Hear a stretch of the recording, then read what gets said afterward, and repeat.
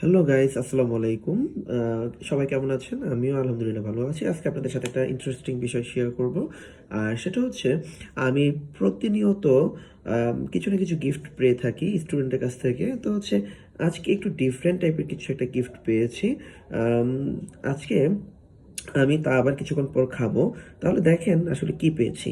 আমি হচ্ছে আমার স্টুডেন্ট সৌদি আরব থেকে মনে হয় তার কোনো রিলেটিভ কফি নিয়ে এসেছিল, তো আমার জন্য কফি নিয়ে আসছে। তো আমি আজকে একটু কেটে দেখবো আসলে এর ভিতরে কি কি আছে। হ্যাঁ, তো দেখি কি কি আছে, এবং এটার সাথে একটা ডিফারেন্ট একটা কিছু আমাকে গিফটও করা হয়েছে।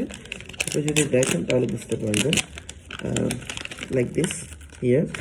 সো ও, আসলেই তো খুব ইন্টারেস্টিং বিষয়টা। হ্যাঁ, দেখছেন?